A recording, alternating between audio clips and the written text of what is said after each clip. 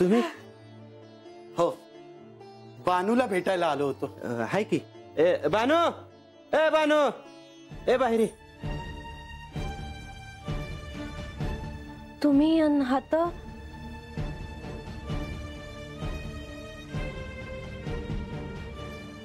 आम्ही नेवासेला चाललो. आता पुन्हा इथे कधी येणं होईल ठाऊक नाही. म्हटलं तुला भेटून जावं. तुम्ही हात याल असं कधी वाटलं नव्हतं बघा. अगं का नाही येणार? आमचा काही तुझ्या राग नाही.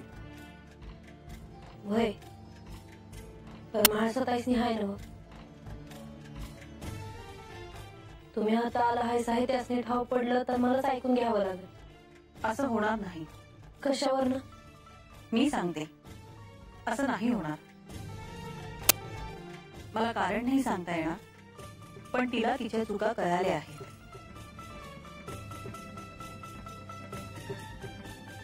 मला नाही वाटत तसं. मी आधी आता गडावर येऊन गेले, समजा बघितलं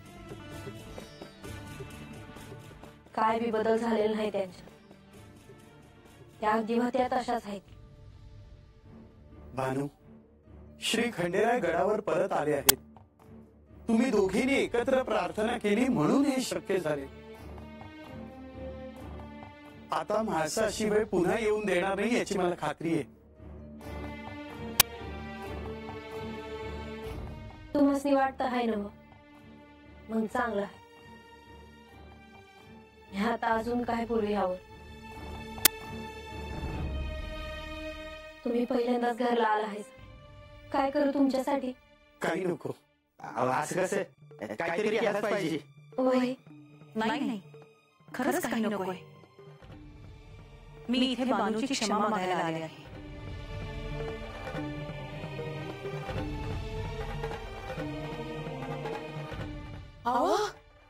असं काय बोलताय साजी? खरंच खरंच सांगते मी. आजवर लेकीच्या प्रेमापोटी मी तुझा द्वेष केला, तुझा राग केला, तुला अपशब्द बोलले. मी चुकले. अहो तुम्ही माझ्यापेक्षा मोठ्या आहेस, वयानं मानानं बी. तेव्हा तुम्ही असं काय बी करू नका. नाही, आधी तू मला सांग की तुझा माझ्यावरचा राग गेला म्हणून, तरच मला बरं वाटेल. नाहीतर ही सल आयुष्यभर मनात राहील.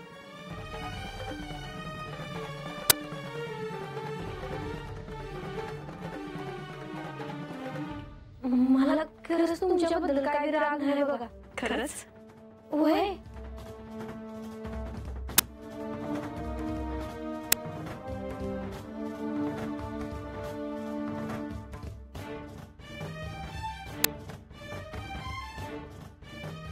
आता मरण जरी आलं तरी सुखाने सामोरी जाईल. अहो असं कशाबाई म्हणताय? अहो माझं आयुष्य बी तुम्हाला मिळू द्यायची. तुम्ही दोघी बोललात हे पाहून खूप बरं वाटलं. आता आम्हाला निघायला हवं. खूप दूरचा प्रवास आहे. वय थांबाजी. गंगी हळदी कुंकच घे जा.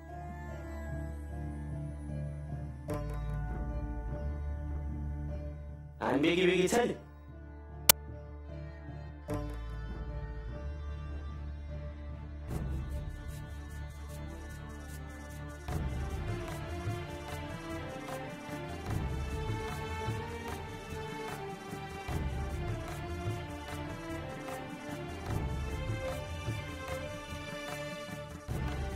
येते मी.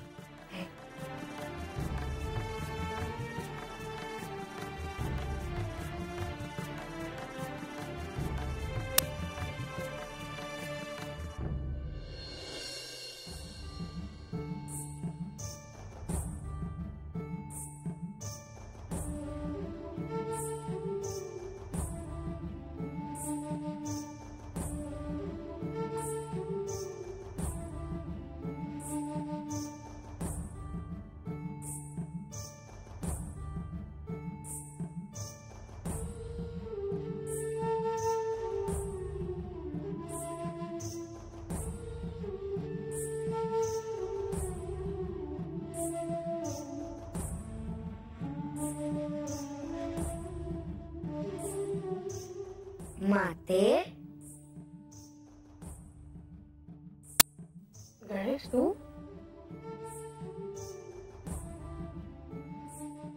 बरं झालं तू आलास. तुझ्याशी निवांतपणे बोलणंच झालं नाही. मला ठाऊक आहे, पण आता तुला कसं वाटतं आहे? कैलासातल्या आठवणी ताज्या झाल्या. सगळं स्वच्छ दिसत आहे. आता मनात कोणतीही शंका असूच शकत नाही. खरंच आता तर तू कोण आहेस हेही मला कळलं आहे. गणेश, तू मातेसाठी किती केलंस. तू नसतास तर माणसं एकटी राहिली असती. माते, मी तुझ्या सोबत आधीही होतो, आत्ताही आहे आणि नंतरही असेन.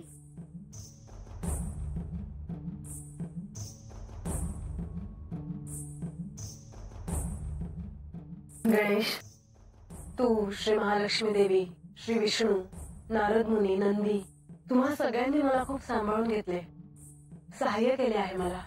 ते स्वाभाविकच होत.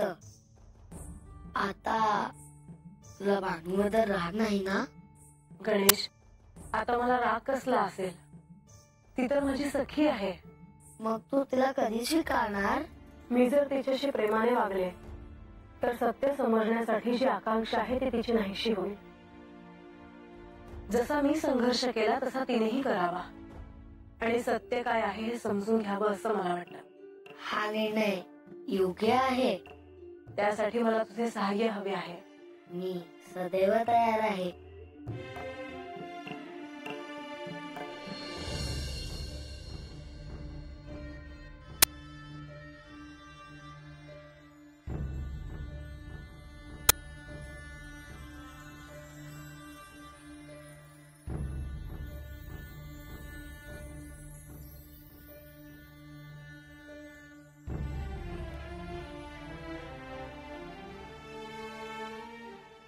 शुभम भवतु.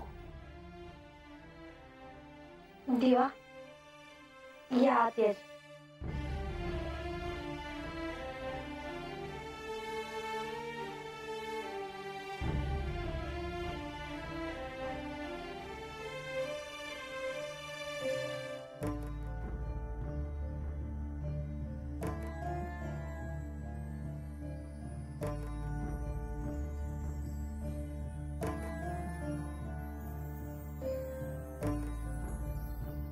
देवा, किती दिवसानं दर्शन झाल्याची. होय रंगा, मला देखील तुम्हा सर्वांची आठवण येतच होती. देवा, मला तुम्हाला काही सांगायचं आहे. जेव्हा आत्ताच आला आहे ती तो त्याची काय बाय सांगत बसू नका. तुझंच नाव सांगायचं आहे. काय झालं? देवा, देवींनी बानूला गडावर अवतान धाडलं. बानू गडावर आली बी, पण आल्यापासून धड काय बोले ना. काय झालंय काय? हा, बरं झालं तू बोललीच. आले तर ना काय काय बोल ना ती. बानूला म्हाळसेने स्वतः भोजन वाढलं. तिला एकांतात भेटली देखील, परंतु त्या दोघींमध्ये काय घडलं हे मात्र कोणालाच ठाऊक नाही. बानू, आता तरी सांग, देव मोर आहे ती.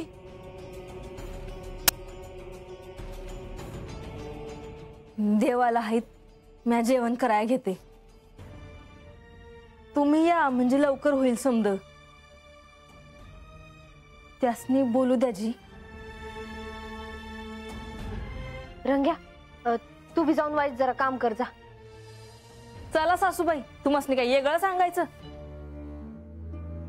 हा देवा, ये तुझी. तुम्हाला जे जे आवडतंय का नाही ती समज करून घेतो यांच्याकडून. बर, या. येते. ए चला चल.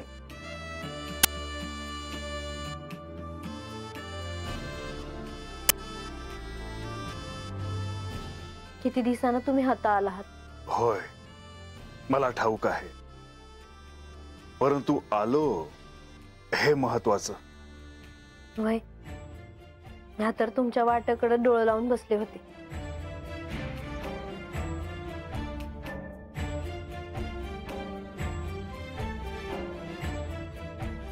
बानू, तुझ्याकडे पाहून मला स्पष्ट असं जाणवतंय की तुला माझ्याशी बरंच काही बोलायचं आहे.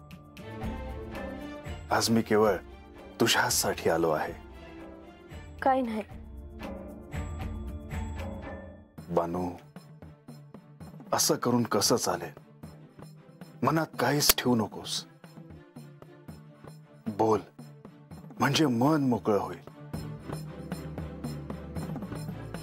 म्हाळसाताई म्हणल्या होत्या का एका मासाच्या आतमध्ये खरं काय आहे ते हुडकून समध्यासनी सांगत्याल म्हणून.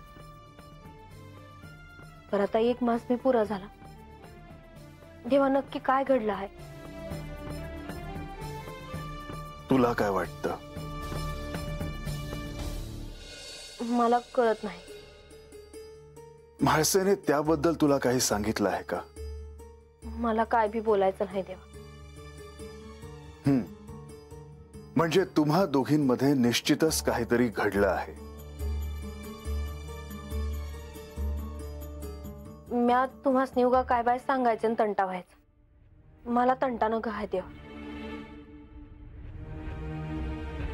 बानू, सांग. जरासं मनात ठेवलंस तर तुलाच त्याचा त्रास होईल आणि त्याविषयी तू दुसरं कोणाला सांगणार आहेस? चाळी केली असं तर नाही होणार ना देवा. सांग. म्हाळसा देवींनी मला जेवायचं अवतान दिलं हे ऐकून मला बरं वाटलं, पण मनामध्ये धाकधूक होती. माणूस जे काही आहे ते स्पष्ट सांग. म्हाळसाताईंनी मला सांगितलं आहे का त्यांच्या परवानगीशिवाय गडावर यायचं नाही. असं वारंवार घडेल हा समज तू तक्षणी मनातून काढून टाक, कारण असं घडणार नाही. म्हणजे यापुढे तुला माझ्या अनुमतीशिवाय गडावर पाऊल ठेवता येणार नाही. मानू, मी सगळं विसरेन, तुझा स्वीकार करेन. हा समज तू तुझ्या मनातून पुसून टाक. मला तर वाटलं होतं का आता त्यासनी समजा खरं समजलं आहे तेव्हा त्या माझ्याशी बरं वागत्या, पण झालं उलटच. मला वाटलं की तुम्हा दोघींमधील वाद मिटला असेल, परंतु तसं मात्र काहीच दिसत नाही. तेव्हा आता या वेळेला माझी काय चूक नाही बघा. मला तर वाटत आहे का मी त्यांच्यापासून दूर कुठेतरी डोंगरात जाऊन राहा. नाही बा, आता तू कुठे जायचं नाहीस. तसं नाही देवा, पण गेल्या वेळेला आमच्या दोघींमध्ये तंटा झाला आणि तुम्ही जेजुरी सोडून गेला. तुम्ही मला नाव ठेवत होत तेव्हा मला बी वाटायला लागलं होतं का माझी चूक आहे. बानू, तू इतकं काही सहन केलं आहेस. आता माझ्यासाठी काही काळ इथे थांब. मला खात्री आहे की आता सर्व काही शुभ घडेल. म्या काय बोलत बस. अहो, लय रात झाली आहे. म्या तुम्हाला जेवायला वाटते.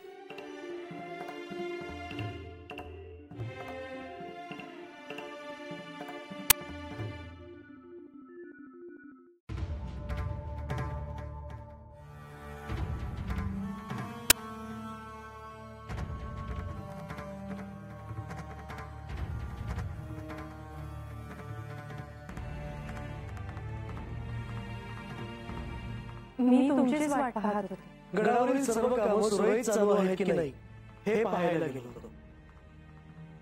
परंतु देवी, आपण कोणत्या विचारात आहात? आज श्री खंडेराय बानूला भेटायला गेले आहेत. म्हाळसा देवीने सांगितल्याप्रमाणे 15 केवळ 2दा श्री खंडेराय आणि बानू भेटू शकतात या वचनानुसार ते गेले आहेत. हो, श्री म्हाळसा देवीने जाण्याआधी त्यांना थांबवलं देखील नाही. हो, कारण आता म्हाळसा देवींना सत्याची जाणीव आहे.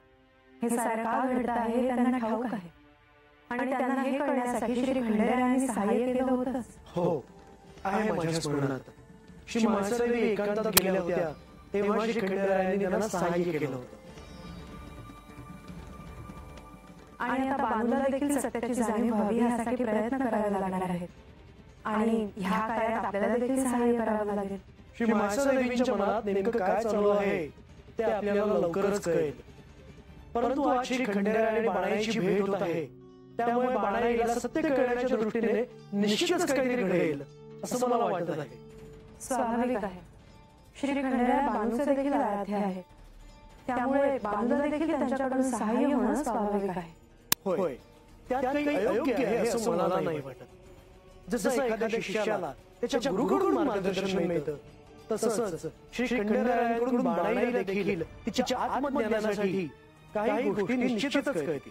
मला केवळ एकच म्हणायचं आहे की ते काय आहे हे आपल्याला देखील कळायला हवं, कारण प्रसंगी आपल्याला देखील तिला सहाय्य करावं लागेल. हो, त्याविषयी आपल्याला श्री माळसादेवींशी चर्चा करावी लागेल. हो, आपण चर्चा करू, त्यातून आपल्याला मार्गही मिळेल. परंतु त्याआधीच बाणाईचा आत्मज्ञानाच्या मार्गावर जाण्याचा प्रवास हा सुरू झाला असेल. असं का वाटतं आहे तुम्हाला? आज अनेक दिवसांनंतर श्री खंडेराय आणि बाणाई यांची भेट होत आहे. बाणाईच्या मनात अनेक प्रश्न आहेत ज्याची उत्तरं तिला मिळाली नाही. आज भेट झाल्यावर श्री खंडेरायांकडे तिच्या मनात जे काही आहे ते सगळे ती विचारेल. परंतु ती कोण आहे याबद्दल ती त्यांना थेट विचारणार नाही. मी असं म्हणतच नाही. मी केवळ इतकंच म्हणालो की बाणाईला सत्य कळण्याच्या दृष्टीने जसे आपण प्रयत्न करत आहोत, तसे ती स्वतः देखील सत्य कळण्याच्या दृष्टीने विचार करत असेल. आणि श्री खंडेरायांनी सहाय्य केल्यामुळे तिच्या आत्मज्ञानाचा, तिच्या साक्षात्काराचा हा क्षण अधिक जवळ येऊ शकतो.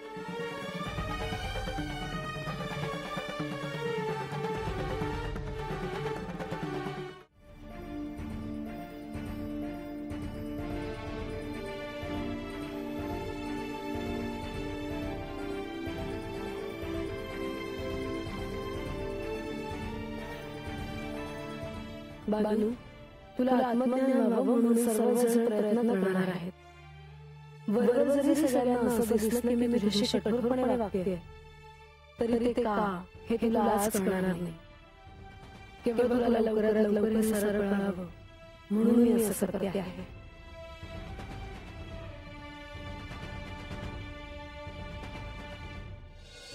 आज तुझ्या याची भेट झाली आहे. एका दिवसाने तुझ्या यांची भेट झालेली आहे म्हटल्यावर तुझ्या मनात जे जे काही आहे ते तू यांच्याशी बोलणार. प्रसंगी यांच्याकडून सहाय्य देखील मागणार. अर्थातच तुला हे त्यासाठी मार्गदर्शनही करते, पण तुझे ध्यान विचलित होता कामा नये.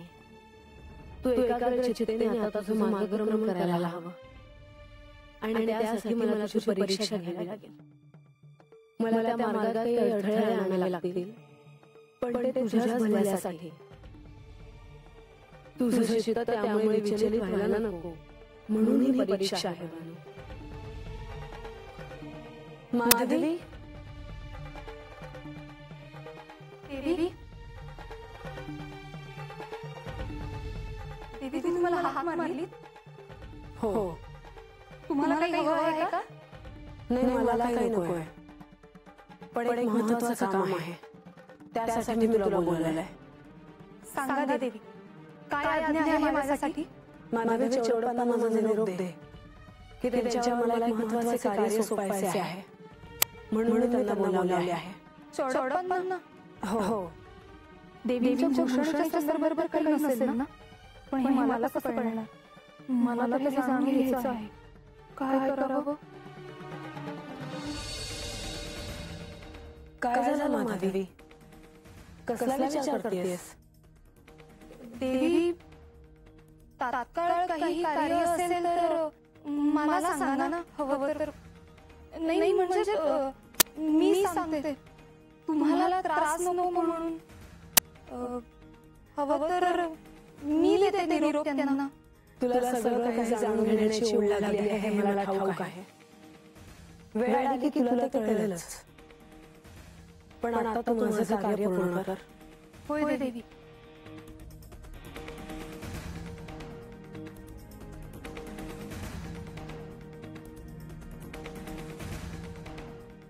बानू, आता तुझ्या परीक्षेसाठी सिद्ध हो.